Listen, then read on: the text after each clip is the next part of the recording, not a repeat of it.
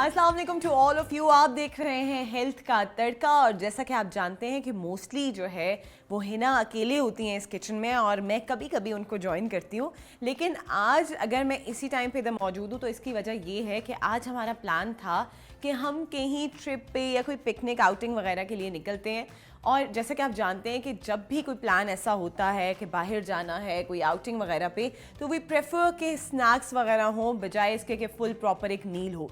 और स्नैक्स अब बाहर से ख़रीदना इट्स सेल्फ इज़ समथिंग। सबसे पहले आप एक ड्राइव थ्रू में या वेटिंग लिस्ट में खड़े हो जाओ, उसके बाद you have to spend a lot of money as well, plus you are not very sure कि वो चीज़ हाइजेनिक है भी कि नहीं है, एंड हर एक की एक चॉइस भी डिफरेंट होती है। सो वी प्रेफर्ड कि हम आज घर पे ही जो है एक बहुत ईजी सा स्नैक बनाएं, and this snack is actually a burger. ठीक है, और बर्गर ऐसी चीज़ है जो तमाम लोग obviously they like it and they really want to make it as well, and it is very easy as well. लेकिन आज थोड़ा सा हिना उसको थोड़ा डिफरेंट करके बताएंगी कि कैसे आप बहुत ही हेल्दी सा और मज़ेदार सा एक बर्गर तैयार करके आप किसी आउटडोर एक्टिविटी पे जा रहे हो या कोई आउटिंग पे जा रहे हो तो आप अपने साथ लेके जा सकते हैं। या इवन कि वो मदर्स जो ये कंप्लेन करती हैं कि हमें समझ नहीं आता कि हम बच्चों को सुबह सुबह लंच में क्या बना के दें, तो वो भी ये कर सकती हैं, वो भी बना सकती हैं।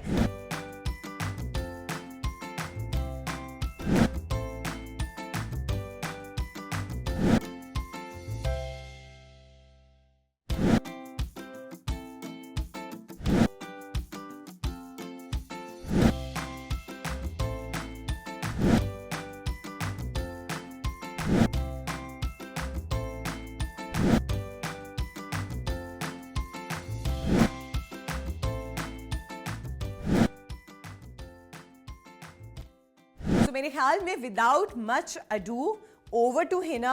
हिना सबसे पहले हमें बताएंगी कि क्या क्या इंग्रेडिएंट्स ये यूज़ कर रही हैं and what would be the process for this. So Hina, सबसे पहले तो थैंक यू सो मच कि आप हमेशा हमें इतनी मज़ेदार सी रेसिपीज़ बना के देती हैं। हम बाहर जा रहे हों, बाहर से थके हुए आ रहे हों, हमेशा आपने कुछ ना कुछ मज़ेदार जो है तैयार किया हुआ होता है या फिर आप रेडी होती हैं बनाने के लिए। Thank you so much for that. कोई मसला नहीं जी, मैं रेडी हूँ, आपके साथ हूँ, आपकी दोस्त हूँ, तो कुछ तो करना पड़ेगा ना, कुर्बानी देनी पड़ती है। अच्छा, ये आपने क्या क्या सामान रखा हुआ है, इंग्रेडिएंट्स थोड़े से बता दीजिए। यार आज चूँकि हमारा प्लान है आउटिंग का, तो इन्हीं की बकौल फरमाइश पे हम बर्गर्स बना रहे हैं। और जो मैं बर्गर बना रही हूँ वो है बफलो चिकन बर्गर। और यूजुअली ऐसा होता है कि बफलो चिकन बाइट्स हम लेते हैं, हम ऑर्डर करते हैं। बफलो चिकन विंग्स जो कि अमूमन रेस्टोरेंट्स और होटल्स में ना एक सिग्नेचर डिश के तौर पे हमेशा सर्व किया जाता है, तो वो जो तुम हमेशा जाके खाती हो ना, buffalo chicken wings with some french fries, हाँ, एंड हॉट बफलो सॉस, तो अभी वो बनाते हैं, वो तैयार करते हैं। और कुछ ज़्यादा चीज़ें उसमें नहीं हैं, थोड़ी सी चीज़ें हैं। और वो अगेन तुम्हारी वाली बात है कि जो मदर्स के लिए भी एक ये रेसिपी आज की हो जाएगी, वो अपने बच्चों को लंच बॉक्स में शेयर कर सकती हैं, दे सकती हैं। और अब आपको इतना महंगा जो है ना ये खाना रेस्टोरेंट से भी ऑर्डर करने की ज़रूरत नहीं पड़ेगी, क्योंकि इसमें बहुत थोड़ी सी चीज़ें हैं। और क्योंकि जब चिकन सस्ता होता है तो हर एक का दिल होता है कि बहुत सारी वैरायटी घर पे बनाई जाए। और सबसे बड़ी बात है, सॉरी है ना, मैं आपको इंटरप्ट कर रही हूँ। सबसे बड़ी बात ये है कि एक बार अगर आप इन्वेस्ट कर देते हैं इन चीज़ों पे, आप ला के घर में रख देते हैं, सिर्फ आप बर्गर की जो पैटीज़ हैं, सॉरी नॉट द पैटीज़, जो आपका बन है, वो अगर आप एक दफ़ा में नहीं ला के रख सकते, वो ख़राब हो जाएगा, वो एक्सपायर हो जाएगा। बट बाकी की तमाम जो इंग्रेडिएंट्स हैं, आप महीना ऑलमोस्ट आप उसकी एक्सपायरी डेट देखकर आप ला के उसको सेव कर सकते हो, स्टोर कर सकते हो, and that would be very convenient for you. जब भी आपने बनाना है, you just have to bring the bun and आप उसको आराम से, और इवन कि अगर बन भी नहीं है, घर पे ब्रेड मौजूद है, तो उसी के अंदर आप मज़ेदार सा एक सैंडविच तैयार कर सकते हैं। ब्रेड में बना सकते हैं आप, ब्राउन ब्रेड में बना सकते हैं आप, टॉर्टिला रैप्स में बना सकते हैं इसको, अगर आप चाहें तो। इवन कि आप घर में जो पराठा हमारा पास होता है, हम बनाते हैं घर पे, आप उस पराठे में भी रैप करके दे सकते हैं बच्चों को, और कुछ नहीं। तो ये जो रेसिपी है, इसको आप without any bread, without any wrap के, आप चाहें तो बच्चों को सिर्फ बाइट साइज़ का बना के लंच बॉक्स में भी दे सकते हैं। इवन कि आप खुद भी खा सकते हैं। बच्चों के थोड़ा सा ये चूँकि थोड़ा सा खट्टा होता है, बफलो सॉस थोड़ी सी इसमें विनेगर का यूज़ होता है, उसमें हॉट सॉस होती है, तो वो थोड़ी खटास की तरफ आती है, तो अमूमन बच्चों को पसंद नहीं होता। लेकिन ऐसा है कि ये बड़ों के तो बहुत चटपटा सा है। क्या ख्याल है आपका? बिल्कुल ऐसा ही है मेरे ख्याल में। सबसे पहले इंग्रेडिएंट्स डिस्कस कर लेते हैं कि क्या क्या हम यूज़ कर रहे हैं। एज़ यूजुअल चिकन, ठीक है, और ये मेरे पास पूरा एक क्लीन चिकन पीस है, तो मैं इसको खुद से ही कट कर लूँगी। देखो अब हम जो बर्गर्स बना रहे हैं ना, हमारे पास ये सबमरीन बन्स हैं, तो इसके अकॉर्डिंगली चाहो तो आप फिलर्स बना लो, चाहो तो आप क्यूब में इसको कट कर लें। ठीक है। तो हम उसके अकॉर्डिंग इसको कट कर लेंगे।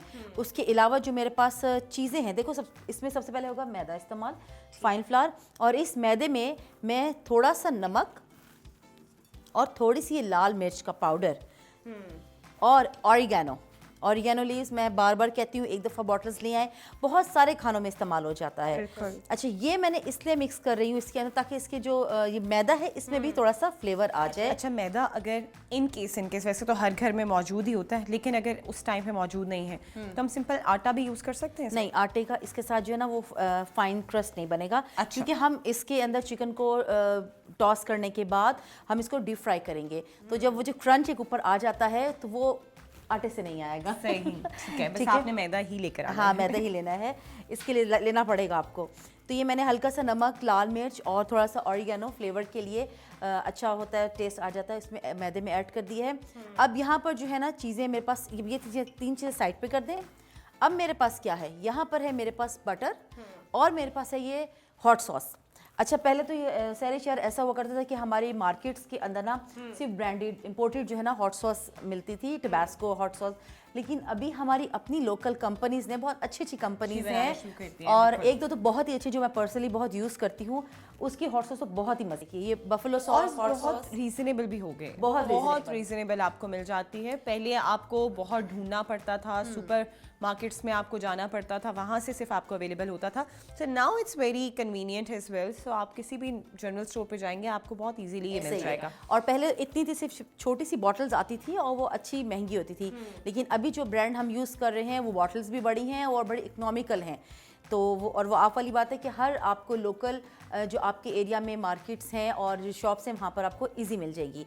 तो प्लीज़ अपनी प्रोडक्ट्स को ज़्यादा इस्तेमाल किया करें। यहाँ पर मेरे पास बटर है और यहाँ पर मेरे पास हॉट सॉस है, तो इन दोनों को मैं इक्वल करके ना, मतलब कि आप समझ लीजिए जैसे कि अगर चम्मच ले लें या आप कप्स में ले लें, तो मैं इनको इक्वल लूँगी और इसको मैं हॉट सॉस को गर्म कर लूँगी। इसमें मैं टच दूँगी केचप का, थोड़ा सा पाकिस्तानी स्टाइल का, ठीक है। और अगर थोड़ा सा ज़्यादा तीखा पसंद है तो हम इसके सॉस हम ले सकते हैं। हाँ, हम थोड़ी सी टोमेटो सॉस और हम इस पे ऐड कर सकते हैं, लेकिन ये दो जो चीज़ें हैं ना, इन्हीं से ही ये हॉट सॉस तैयार हो जाएगी। और सरिश, ये जो मैं, हाँ, ये मस्टर्ड पेस्ट है, ये जो मैं बर्गर के अंदर सॉस लगाऊंगी ना, ये मैंने उसके लिए रखा हुआ है। तो ये मैंने थोड़ा सा मस्टर्ड पेस्ट है, मायोनीज है और केचप है। अगर तुम्हारा दिल ना करे तो तुम मस्टर्ड मत डालो, लेकिन मैं प्रेफर करूँगी कि थोड़ा सा मस्टर्ड से टेस्ट बहुत अच्छा इन्हेंस हो जाता है। तो देखो चीज़ें बहुत ज़्यादा नहीं है, थोड़ी सी है। आइसबर्ग मैंने इसलिए रखी है कि आइसबर्ग में बहुत फायदा है खाने का, क्रंच है, एक फ्रेशनेस भी देगा। मेरे ख्याल में है ना, विदाउट मच अडू हम इसको स्टार्ट भी करते हैं। हाँ, और मेरे पास ये है अनियन रिंग्स, तो ये मैं बर्गर के अंदर लगाऊंगी। दो तरीके हैं, मैं तो सोच रही हूँ कि इसको मैं हल्का सा ना टॉस कर लूँगी, एक हाफ टी स्पून ऑयल या बटर के साथ, तो जब वो सौते हो जाएगा तो बहुत ही मज़े का हो जाएगा। अच्छा सैरिश, देखो जब हम दूर जा रहे होते हैं ना, तो हम प्याज जो है ना उसको कच्चा नहीं इसमें इस्तेमाल करना चाहिए, क्योंकि वो क्या होता है कि जब वो हमारे सैंडविचेस या रैप्स या इस तरह के बर्गर्स बंद होते हैं ना, तो अपनी प्याज की जो स्मेल होती है वो बहुत ही बुरी लगती है, सॉगी भी हो जाता है, बहुत ज़्यादा सॉगी होके वो बहुत गंदा एक फ्लेवर दे रहा होता है। तो मेरे ख्याल में, मेरा ये पर्सनली ओपिनियन है कि जब कहीं दूर जाना है, थोड़ा टाइम लगाना है ये लंच बॉक्स के लिए, तो प्याज को सौते कर लें और टमाटर भी मत डालें। तो ये दोनों पे प्याज साथ में रख लें, कच्चा खाएं, कच्चा आप साथ साथ बर्गर की बाइट लें, साथ साथ प्याज की बाइट लें, तो आपको वो भी एक फ्लेवर आ जाएगा। लेकिन खैर हम इसको, अच्छा इसका प्रोसेस क्या होगा है ना, थोड़ा सा उसके बारे में बता दें कि is it a difficult one या is it a very easy one? No, it's really very easy. इस तरह करूँगी ना मैं कि देखो अभी मेरे पास ये चिकन है, मैं इसको क्यूब कट कर लूँगी और कुछ मैं स्लाइस कट कर लूँगी, उसके बाद मैं डायरेक्टली इसको इसमें टॉस करूँगी। ठीक है। अच्छा, दो तरीके हैं, या तो मैं चाहूँ तो पहले से मैं इसको नमक, लाल मिर्च और सिरका लगा के रख दूँगी, ठीक है, ताकि थोड़ा और फ्लेवर आ जाए, और 2 से 3 चम्मच मैं हॉट सॉस भी ऐड करूँगी बीच में। उससे ये होगा कि थोड़ा सा ना और इसके अंदर फ्लेवरफुल हो जाएगा। और उसके बाद मैं इसके अंदर टॉस करूँगी। टॉस करने के बाद मैं थोड़ा सा ना पानी में एक दफ़ा इसको डिप करूँगी, बस कह लो कि 10 से 20 सेकंड की, जिस तरह कि आप एक दफ़ा कलमा पढ़ते हैं ना, तो बस इतना डिप करूँगी और उसके बाद दोबारा से इस प्लेन फ्लावर में टॉस कर लूँगी। उसकी रीज़न ये होगी कि उससे थोड़ा क्रंच अच्छा आ जाएगा। लेकिन पानी में डिप करने से उसका फ्लेवर ख़त्म नहीं हो जाएगा? बिल्कुल भी नहीं, उसको सिर्फ मैंने ऐसे करके डिप करना है फ्यू सेकंड्स के लिए, 1 से 2-3 सेकंड के लिए, और साथ ही मैंने इसके अंदर दोबारा से टॉस कर ठीक देना है, है ठीक ड्राई है। में, और उससे ज़रा ये होगा कि फ्लेवर और अच्छा आ जाएगा। उसके बाद थोड़ा सा ना आप देखिए कि जो एक्स्ट्रा मैदा है ना उसको आपने छान लेना है, क्योंकि बहुत ज़्यादा होगा तो जब हम डीप फ्राई करेंगे तो वो सारा मैदा ऑयल में चला जाएगा। तो एक्सेस जो होगा ना मैदे का वो हटा देना है। उसके बाद हम इसको डीप फ्राई कर लेंगे। डीप फ्राई करने के बाद उसको हम साइड पे रखेंगे। ठीक है। उसके बाद ये जो मैंने आपको बताया था कि मायोनीज, केचप, मस्टर्ड, इसकी मैं एक ड्रेसिंग तैयार कर लूँगी। फिर हम बर्गर बंस को गर्म करेंगे, उस पर अप्लाई करेंगे। फिर मैं थोड़ा लेटस लीव, थोड़े से सौते अनियंस रखूँगी। और उसके बाद मैं क्या करूँगी, लास्ट प्रोसीजर होगा वो ये होगा कि मैं हॉट सॉस बना के इन दोनों चीज़ों को मिक्स करके केचप के टच के साथ, उसके बाद मैंने जो फ्राई किए हुए जो मेरे पास चिकन है उसको मैं इसमें टॉस कर लूँगी। ठीक है, वो जब मैं टॉस कर लूँगी ना तो फिर वो उसका सारा फ्लेवर उसमें आ जाएगा, रिचनेस आ जाएगी एक जो सॉस का है, फिर वो मैं बर्गर्स में फिल अप ठीक हो गया। अभी हमारे तमाम सुनने वालों को बहुत ही एक मुश्किल सा प्रोसेस लग रहा होगा, लेकिन you don't have to get worried because it is not that difficult, जैसा कि हिना ने कहा भी है। और अभी थोड़ी देर में आपको पूरा एक डिटेल्ड प्रोसेस बताया भी जाएगा, दिखाया भी जाएगा। So you don't have to get worried, क्योंकि आप तमाम प्रोसेस सीखेंगे आज कि कैसे ये बर्गर तैयार हो सकता है। अच्छा, आप ऐसा करो, जब तक आप वजीहा को टाइम दे दो तैयार हो जाओ, बाकी पैकिंग कर लो, ठीक। उतनी देर तक मैं ये तैयार करके लेके आती हूँ। 10 Done, मिनट लग done. जाएंगे मुझे, ठीक है? 10 मिनट्स बस हाँ, काफ़ी होंगे? बस 10 10 मिनट्स। चलें बस, ठीक है। Thank you so much. अच्छा विजया, पैकिंग हमारा कर ली ट्रिप के लिए? हाँ बिल्कुल, और हम सो एक्साइटेड कि बस जल्दी से जाएं और एंजॉय करें। I am also very excited. और आज फिर हिना बेचारी की शामत आई हुई है। She is making everything for us. हम और हमारे लिए जो है बड़े मज़े मज़े के जो है बर्गर्स तैयार कर रही हैं। But the good part is कि हम बाहर से एटलीस्ट ऑर्डर नहीं कर रहे और बाहर से नहीं लेके जा रहे। मतलब एक थोड़ा चेंज आ रहा है कि घर में बना के, और बहुत ही मज़ेदार से। और हिना वैसे भी बहुत मज़े मज़े के बनाती है, तो मैंने सोचा यार आज इसी के ऊपर थोड़ी बात करते हैं। जब हम एक स्नैक्स की बात करते हैं या जंक फूड की बात करते हैं, क्योंकि बर्गर्स को ऐसे जंक फूड ही लिया जाता है, तो why not to talk about it कि आजकल हमारी सोसाइटी में व्हेन वी टॉक अबाउट के हम, क्योंकि एक तो हमें आदत हो गई है लेट नाइट जागने वाली, तो हम लोग लेट नाइट तक जाग रहे होते हैं और लेट नाइट क्रेविंग्स हो रही होती हैं। और उस टाइम पे मोस्टली पीपल प्रेफर कि हम अच्छा चलो भाई कोई ऐप से मंगवाते हैं कुछ खाना शाना, या फिर कहीं से ऑर्डर कर लेते हैं और जंक फूड को ऑर्डर कर लेते हैं। और इसमें क्या होता है कि अब वो क्योंकि लेट नाइट खा रहे हैं, उसके बाद उनकी कोई एक्सरसाइज भी नहीं है, उस टाइम के बाद उन्होंने कहीं बाहर भी नहीं जाना है, तो व्हाट दे डू कि वो खा के they like become very obese. तो थोड़ा सा इसके बारे में बताओ कि ओबेसिटी जो है what kind of problem it could be, like कितना problematic हो सकता है, especially when we talk about heart diseases and all, और mental health पे ये किस तरह असरअंदाज हो सकती है।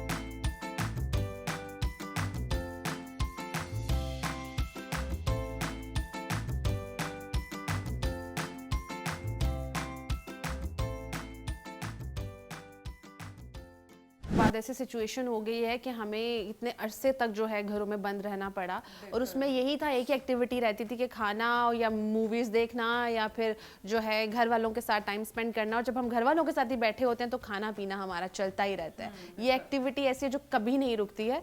कोविड से पहले तो थी ही, लेकिन कोविड के बाद ये बहुत बढ़ गई है। तो ओबेसिटी देखी जाए तो बहुत ज़्यादा ये बढ़ गई है। और मैंने एक और चीज़ भी नोट किया है, ओबेसिटी के साथ जो है लोगों ने जिम का कॉन्सेप्ट बहुत ज़्यादा अब स्टार्ट कर दिया है, and this is a very good thing, जिसमें मसल्स की स्ट्रेंथ के साथ साथ जो है बॉडी की शेप और खाने की बात जो है उसके वॉक भी काफ़ी लोगों ने इसको प्रेफर किया है। तो ये चीज़ें अच्छी भी चीज़ें देखी गई हैं, लेकिन ओबेसिटी की जहाँ तक हम बात करते हैं, डेफिनेटली वो डैमेजेस हो जाते हैं। जब हम बॉडी की जो है ना, बॉडी के अगेंस्ट जाके बहुत सारी चीज़ें करते हैं तो डेफिनेटली हम उसको बहुत सारी चीज़ों से सफ़र करते हैं। अब उसमें अगर फिजिकली तो डेफिनेटली हमें बहुत सारी चीज़ों का आइडिया है, लेकिन साइकोलॉजिकली हमें ये नहीं पता होता कि ओबेसिटी की वजह से हमारे मूड स्विंग्स बहुत ज़्यादा हो रहे होते हैं। हमारे मूड में जो है अप एंड डाउन हम देख रहे होते हैं। कभी जो है मूड बड़ा जो है अच्छा रहेगा, एकदम से हम फील करेंगे सैडनेस को या एग्रेशन को, क्योंकि वो केमिकल इम्बैलेंसेस होना शुरू हो जाते हैं बॉडी में।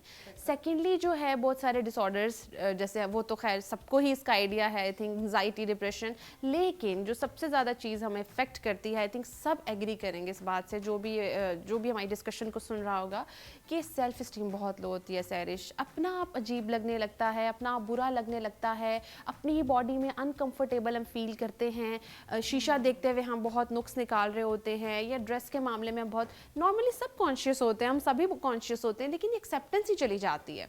ठीक है, ओबेसिटी के बाद आपकी सेल्फ एक्सेप्टेंस जो है वो बहुत पुअर हो जाती है, सेल्फ इस्टीम लो हो जाती है, और यहाँ तक कि सेल्फ लव, और जब सेल्फ लव खत्म होता है तो आपकी केयर का पार्ट खत्म हो जाता है। आप अपनी जो ड्रेसिंग है या खाना पीना, इवन कि मैंने ये भी देखा है जब लोग वेट गेन करते हैं तो वो ये भी चीज़ स्टार्ट कर देते हैं कि अब तो वेट गेन कर लिया है, तो वो उल्टा उस चीज़ में और ज़्यादा इन्वॉल्व हो जाते हैं कि अब तो हो गया, अब क्या रह गया पीछे।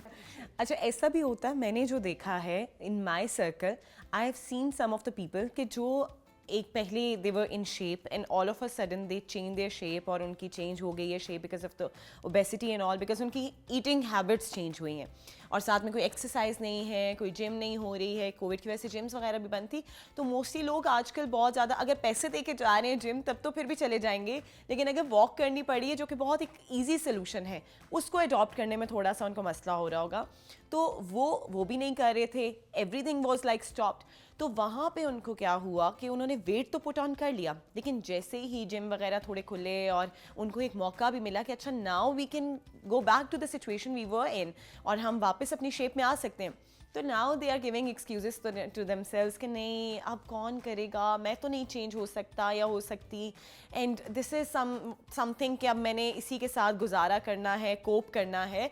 एंड इवन मैंने देखा कि कुछ लोग ऐसे भी थे जिन्होंने अपने साइज से छोटे कपड़े लेके जस्ट फॉर द मोटिवेशन, लेकिन वो वापस उन कपड़ों में फिट करने भी नहीं हुए बिकॉज उनकी मोटिवेशन एक दिन तो होती थी, लेकिन दूसरे दिन वो मोटिवेशन फिर से ड्रॉप हो रही होती थी, और फिर से दे वर लाइक कि ओ अब कौन जिम जाएगा और कौन मेहनत करेगा ये वाली।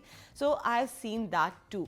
तो वजह यहाँ पे थोड़ा सा मुझे ये बताओ कि if we are not going to the gym, if we are not hitting the gym, if we are not hitting the treadmill and all, तो still what could be the like बहुत एक ऐसी एक्सरसाइजेज, मेंटल एक्सरसाइजेज क्या हो सकती हैं कि if we are consuming a lot of food जो हमारी हेल्थ के लिए अच्छा नहीं है, तो हम उसको एटलीस्ट ब्रेक करने का एक हमारे ज़रिया मिल सके, या फिर अगर बॉडी ऐसी हो गई है तो एक्सेप्टेंस आना शुरू हो सके, तो इसके लिए हम कोई मेंटल एक्सरसाइजेस कर सकते हैं क्या? मुझे याद आया कि सबसे पहली चीज़ ये होती है कि जब आप अपनी कंडीशन को, चाहे वो ओबेसिटी से रिलेटेड हो, चाहे वो कोई भी डिसऑर्डर से रिलेटेड हो, या कोई भी क्लिनिकल कोई डिप्रेशन, एंजाइटी, अब उसमें क्या जब आप एक्सेप्ट कर लेते हैं ना कि मुझे तो ये है, एंड देन उसके बाद आप एक्सेप्ट करने के बाद उस चीज़ पर रिजिड हो जाते हैं, वहाँ से आपकी ग्रोथ, मोटिवेशन गिर जाती है, ग्रोथ रुक जाती है, और आप उल्टा गलत ट्रैक पे चले जाते हैं। तो दिस इज़ वेरी इंपॉर्टेंट कि जब आपको चीज़ फील हो रही है कि वो गलत ट्रैक पे है, तो आप मोटिवेशन लाएं उसके अंदर कि हमने जो इस चीज़ को चेंज करना है, इस चीज़ को स्टॉप करना है।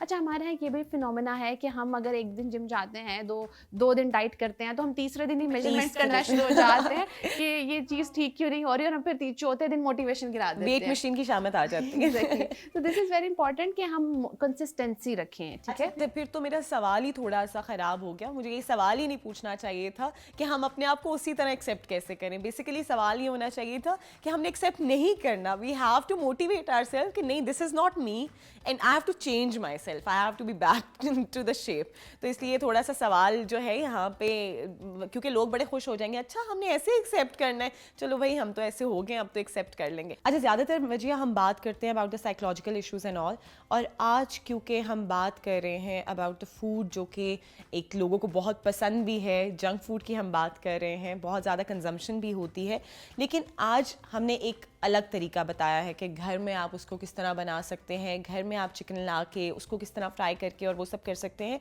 तो थोड़ा सा मुझे बताओ कि किस तरह जो है घर की चीज़ें और बाहर की चीज़ें आप जो है बैलेंस कर सकते हो, क्योंकि इट्स नॉट पॉसिबल इन अ वे कि हम बाहर से चीज़ें लेना बंद कर दें।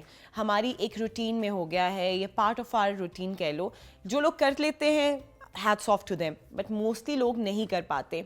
लेकिन क्या ऐसी चीज़ें हैं जो हम घर की चीज़ों में करके या चेंजेस ला के और अपनी उस डाइट को थोड़ा हेल्दी बना सकते हैं? तो हिना जो है हमें इतने मज़े के जो है आइडियाज़ भी देती हैं और साथ में खिलाती भी हैं। मज़े की बात तो ये कि बना के खिलाती भी हैं हमें, और हमें साथ में ये भी पता चलता है कि ये हमारी हेल्थ के लिए किस तरह से, हम क्योंकि देख रहे होते हैं कि ये खाने तो हम समझते हैं कि हेल्दी हैं ही नहीं हर सूरत, लेकिन वो हमें घर में बना के बताती हैं, क्योंकि कुछ लोग घर में भी जो चीज़ें बना रहे होते हैं उसमें भी वैसे इंग्रेडिएंट्स ऐड कर देते हैं जो डेफिनेटली नुकसानदेह होते हैं। तो इस तरह की चीज़ें देख के हमें भी पता चलता है कि नहीं, ये अनहेल्दी या उस तरह की नहीं है, ये हमारे लिए बल्कि हेल्पफुल भी हैं कि हम इनको इंजॉय भी करें और हमारी बॉडी जो है उसमें इंजॉय भी करे। अच्छा, कैलोरीज को जहाँ तक सरिश आप बात कर रहे हो, कैलोरीज बहुत मैटर करती हैं, बिकॉज कैलोरीज का इंटेक बहुत ज़्यादा हो जाता है। कैलोरीज को जो है बहुत ज़्यादा जब लिया जाता है तो हमारी मेंटल और फिजिकल हेल्थ जो है बहुत ज़्यादा इफेक्ट होती है, और बहुत सारी डिफिशेंसीज भी हम रखते हैं। जब हम बाहर का खाना खा रहे होते हैं उसमें बहुत सारी डिफिशेंसीज होती हैं, बहुत सारी चीज़ें, वाइटामिन है, आयरन है, बहुत सारी मैग्नीशियम है, जिंक है, बहुत सारी चीज़ों की कमी होना शुरू हो जाती है, क्योंकि वो डेफिनेटली जो फूड है वो प्रोसेस्ड फूड होता है, तो वो फिर हमारी बॉडी के लिए और हमारी मेंटल हेल्थ के लिए प्रॉब्लमेटिक हो जाता है। अक्सर जो है लोग ये शिकायत भी करते हैं कि जब हमने बाहर का खाना खाया तो हमें स्टमक बर्निंग ज़्यादा हो रही है, या फिर वो ये शिकायत इंटेस्टाइनल इश्यूज हो रहे होते हैं, इंटेस्टाइनल पेन हो रहा होता है बहुत ज़्यादा। एग्जैक्टली, और ये भी देखा गया है कि अजीब से मूड हो जाते हैं। तो ये सब चीज़ें, वो सिम्टम्स हैं जो अक्सर लोग रिपोर्ट करते हैं अपने हवाले से, लेकिन हमें पता होता है, हम सुनते भी हैं, लेकिन अमल करने के टाइम पे हम ये चीज़ कह देते हैं कि अच्छा बाद में, कल से करेंगे, परसों से करेंगे। दिस इज़ वेरी इंपॉर्टेंट कि हम इन चीज़ों को समझने के साथ साथ अपने अमल में भी लाएं। बिल्कुल। अच्छा, जिस तरह वजीहा अल्सर एक प्रॉब्लम है, ठीक है, और अल्सर का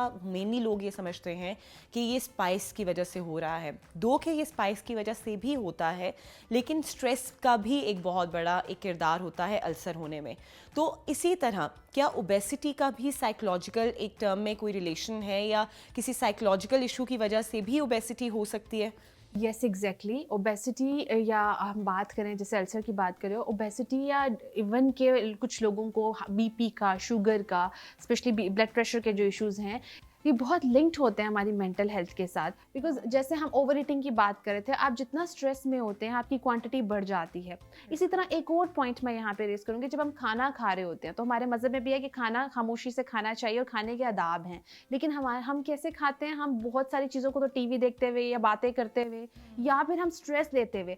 ऑब्जर्व करना कि जब हम स्ट्रेस लेते हुए खाना खा रहे होते हैं, हमारी स्टमक बर्निंग ज़्यादा होती है, हमें खाते हुए एहसास नहीं होता हम ज़्यादा खा गए, और उस ओवर ईटिंग के बाद हमें वो एक चीज़ होती है ना कि आपको सेटिस्फेक्शन मिलती है कि खाना खा लिया है, खुशी मिलती है, क्योंकि बॉडी ऐसे कि वो रिलीफ फील करती है जब आपकी वो हंगर की एक बेसिक नीड पूरी होती है। लेकिन जब स्ट्रेसफुल ईटिंग करते हैं तो उसके बाद आपको वो सेटिस्फेक्शन नहीं मिलती है। अच्छा वजिया, जिस तरह मैं अक्सर बहुत जगहों पे मैंने ये बात मेंशन भी की है, when we talk about stress eating, तो मैं हमेशा एक एग्जांपल देती हूँ कि एग्ज़ाम्स की, कि एग्ज़ाम में बहुत ज़्यादा स्ट्रेस हो रहा होता है, क्योंकि मैंने ये चीज़ खुद फील की है, मैंने ये चीज़ अपने ऊपर देखी है कि while I was giving the exams, जब मेरी वो एक टाइम था and I was like having my board exams and all, तो वो इतनी मैं स्ट्रेसफुल हो जाती थी, इतना स्ट्रेस लेती थी कि I used to eat a lot. और अक्सर लोग होते हैं कि या तो वो बहुत खाते हैं या वो बिल्कुल ही खाना छोड़ देते हैं। तो इस सिचुएशन में आप कैसे कोप कर सकते हैं, क्योंकि उस वक्त आपका दिमाग, आपकी मेंटल हेल्थ आपका साथ नहीं दे रही होती, आपको समझ ही नहीं आ रही होती कि आपने कंट्रोल कैसे करना है। तो इस कंडीशन में what a person can do? अच्छा, यहाँ पे जो मैं रिकमेंड करती हूँ, सबसे पहली चीज़ ये है कि जो स्ट्रेस एंजाइटी है, जो फियर आप फेस करते हैं ड्यूरिंग एग्ज़ाम्स या कोई भी टेस्ट हो, ये आपका ऐसा नहीं है कि एकदम हो, डेफिनेटली ये पैटर्न, एक चेन बन रही होती है, ठीक है। तो हमें पता होता है कि अब एग्ज़ाम आने वाले हैं, जिनको ये एंजाइटी या जैसे आप मेंशन कर रहे हो आपको है, तो आपको पता होगा एग्ज़ाम आने वाले हैं, मुझे एंजाइटी होगी। इसकी टिप ये होती है कि नंबर 1, एक तो पहले ही आप मेंटली जो है ना मेडिटेशन स्टार्ट कर देते हैं। नंबर 2, आपको जो एग्जैक्ट फियर आ रहा है उस पेपर से रिलेटेड है या फिर एग्जाम देने जाना है तो उस जगह से रिलेटेड है, आप उसकी प्रैक्टिस करते हैं। आप इमेजिनेशन में वो बार बार फ्यूचर की प्रैक्टिस करते हैं कि आप ये कर रहे हैं प्रेजेंट में, क्योंकि ब्रेन जो है ना वो रेपिटेटिव बिहेवियर, जब हम इमेजिनेशन करते हैं, इमेजिनेशन में रेपिटेटिव बिहेवियर करते हैं तो ब्रेन काफ़ी हद तक वो एंजाइटी रिलीज कर देता है, ठीक है, वो फियर रिलीज हो जाता है। तो जैसे हम किसी डॉक्टर के भी हमें जाना, अक्सर बच्चों को डॉक्टर के जब जाना होता है तो एंजाइटी होती है। दिस इज़ वेरी इंपॉर्टेंट कि आप पहले से वो प्रिपरेशन स्टार्ट कर दें, बिकॉज अब आपको सिर्फ एग्जाम की प्रिपरेशन नहीं करनी है, अब आपको अपनी साइकोलॉजिकल हेल्थ की भी प्रिपरेशन करनी है, कि ट्रेनिंग करनी है, उस डर से कोप करने की प्रैक्टिस करनी है। ये हमारी ट्रेनिंग ट्रेनिंग्स होती हैं। हम समझते हैं कि हमें सिर्फ पढ़ना है, ग्रेड्स लेने हैं। मुझे लगता है कि ये हमारी स्ट्रेस हैंडलिंग आती है, हमारी मैनेजमेंट आती है, जो हम वक्त के साथ सीखते हैं। अच्छा विजय, जब हम बात कर ही रहे हैं about obesity and all that, और हम हमेशा बात करते हैं कि जंक फूड को हमने अवॉइड करना है, और इस पूरी एपिसोड में भी हमने यही बात की है, लेकिन ऑब्वियसली बच्चे आजकल के नहीं रुक रहे होते, और इवन के बच्चे ही नहीं, बड़े भी नहीं रुक रहे होते जंक फूड से। तो in case if we are consuming it, तो कितना होना चाहिए मंथली बेसिस पे या फिर वीकली बेसिस पे, मतलब कितना मैक्सिमम हम इसको कंज्यूम कर सकते हैं? एग्जैक्टली सैरिश, जो आजकल हालात हैं बिल्कुल भी आप कंट्रोल नहीं कर सकते, और ज़्यादा स्टार्विंग बच्चे जो है ना, उनकी वो कंडीशन हो जाती है, वो स्टार्व करते हैं। तो एटलीस्ट जो है, वैसे तो पेरेंट्स की रूटीन मैंने देखी है कि जो बच्चों को कम से कम भी देना तो वीक में एक दफ़ा उनका होता है, लाजमी दें। वीक में एक दफ़ा, वो भी आप कोशिश करें कि पैटर्न ना बनाएं, हैबिट ना बनाएं, चीट डे फिक्स ना करें। उसमें आप बच्चे को कभी डे चेंज कर दें, 7 डेज़ बाद, 10 डेज़ बाद, इस तरह के पैटर्न नहीं होते कि बच्चा फिक्स नहीं होता है एक डे पे। तो दिस इज़ वेरी इंपॉर्टेंट कि बच्चा जो है ये ना हो कि मुझे आज नहीं मिला है और इस चीज़ पर रुक जाए, फिक्स। हाँ, उसकी एक फिक्सेशन हो जाए कि अच्छा इस दिन पे तो लाजमी मिलेगा ही, है ना? तैयार हो गए? मैं तैयार हो गई हूँ और मैंने बर्गर्स पैक कर लिए, बस निकलते हैं, ठीक है? हाँ, मेरे ख्याल में निकलते हैं। और यहाँ पे मेरे ख्याल में हमारे तमाम जो देखने वाले हैं उनसे भी मैं इजाज़त लेना चाहूँगी। तो तमाम व्यूअर्स ने आज इन्जॉय की होगी बर्गर की बहुत ही ज़बरदस्त एक रेसिपी। साथ साथ हमने बात की है about junk food, and junk food किस तरह आपकी सेहत को डिस्टर्ब कर सकता है। इस पर तो हम नॉर्मली घरों में भी बात कर रहे होते हैं, लेकिन obviously there are certain facts and figures जिनके बारे में आज हमने थोड़ी डिस्कशन वगैरह भी की है।